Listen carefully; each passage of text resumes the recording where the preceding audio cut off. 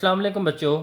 आज के इस लेक्चर में हम चैप्टर 4 के न्यूमेरिकल नंबर 7 और न्यूमेरिकल नंबर 8 को सोल्व करेंगे। तो न्यूमेरिकल नंबर 4.7 की स्टेटमेंट है a 5 newton ball hanging from a rope. एक 5 न्यूटन की बॉल है, यानी उस बॉल का वेट जो है वो 5 न्यूटन है वो लटकी हुई है एक रस्सी से। इस pulled to the right by horizontal force. उसको राइट साइड पे जो है एक हॉरिजेंटल फोर्स से खींचा गया है। The rope makes an angle of 60 degree with the ceiling. अब उसका सीलिंग के साथ यानी छत के साथ जो एंगल बन रहा है बच्चों, वो है 60 डिग्री। फिगर के अंदर उसको दिखाया गया। Determine the magnitude of force. अब यहाँ पे हमने उस फोर्स का मैग्नीट्यूड मालूम करना है। And tension in the string, और उस रस्सी के अंदर टेंशन क्या थी बच्चों, हमने ये दो चीज़ें मालूम करनी। वेट यहाँ पे बच्चों क्वेश्चन के अंदर गिवन है 5 न्यूटन है। एंगल जो था थीटा वो 60 डिग्री है।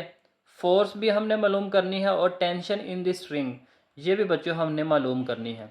तो फोर्स के लिए आपने फार्मूला याद रखना है कि ये फार्मूला होता है टी मल्टीप्लाई कोस थीटा, और वेट के लिए फार्मूला होता है टी मल्टीप्लाई साइन थीटा। तो यहाँ पे बच्चों हम इक्वेशन नंबर 2 को यूज़ करेंगे। तो वेट हमारे पास 5 था, टेंशन हमने मालूम करनी है, साइन थीटा यहाँ पे बच्चों 60 डिग्री था। थीटा की जगह पे 60 था, साइन 60 होता है 0.866। अब यहाँ पे बच्चों ये वाली वैल्यू मल्टीप्लाई हो रही है, इक्वल के इस साइड पे आके डिवाइड हो जाएगी। जब 5 को इस वैल्यू से डिवाइड करेंगे तो हमारे पास आंसर आ जाएगा 5.77। अब यहाँ पे इसको राउंड ऑफ करेंगे तो आ जाएगा 5.8 न्यूटन। अब यहाँ पे जो टेंशन की वैल्यू निकली है वो है 5.8 न्यूटन। अब यहाँ पे हमने इक्वेशन नंबर 1 को यूज़ करना है। इक्वेशन नंबर 1 को यूज़ करते हुए हम यहाँ पे बच्चों फोर्स निकालेंगे। अब यहाँ पे पहले हमने टेंशन की वैल्यू मालूम करनी थी। तो टेंशन की वैल्यू मालूम करने के लिए बच्चों हमने इक्वेशन नंबर 2 को पहले यूज़ किया है। अब इक्वेशन नंबर 1 के अंदर वैल्यू पुट करेंगे तो आ जाएगा force is equal to T cos theta. अब टी की जगह पे हम बच्चों 5.8 पुट कर लेंगे। तो यहाँ पे आ जाएगा 5.8 मल्टीप्लाई कॉस थीटा। फार्मूला था कोस थीटा। अब थीटा की जगह पे 60 डिग्री है। कोस 60 होता है बच्चों 0.5।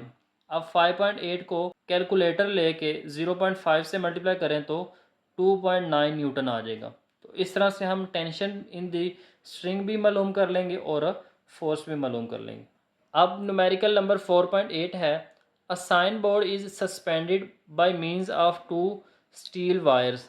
अब एक साइन बोर्ड है जिसको 2 स्टील वायर्स की मदद से लटकाया गया है, सस्पेंड किया गया है, as shown in the given figure. The weight of the board is 200 newton. अब उस जो साइन बोर्ड का वेट है बच्चों वो है 200 Newton. What is the tension in the strings. हमने बताना है कि स्ट्रिंग्स के अंदर टेंशन क्या है। अब यहाँ पे बच्चों ये डायग्राम दी हुई है। वेट यहाँ पे गिवन था 200 न्यूटन। टेंशन 1 भी हमने मालूम करनी है, टेंशन 2 भी हमने मालूम करनी है, T1 भी मालूम करना है और T2 भी मालूम करना है। अब यहाँ पे बच्चों T1 और T2 को हम एक नाम दे देते हैं T का। दोनों को कंबाइन करके हम T का नाम दे देते हैं। As wires share load equally. अब जो दोनों वायर्स है बच्चों उनके ऊपर जो वेट है, अब उनके ऊपर जो वेट है बच्चों आप गौर करें तो दोनों वायर्स के ऊपर जो वेट है वो इक्वल है 200 न्यूटन। तो इसलिए T प्लस टी आ जाएगा 200 के इक्वल। अब दोनों को प्लस करेंगे तो 2T आ जाएगा।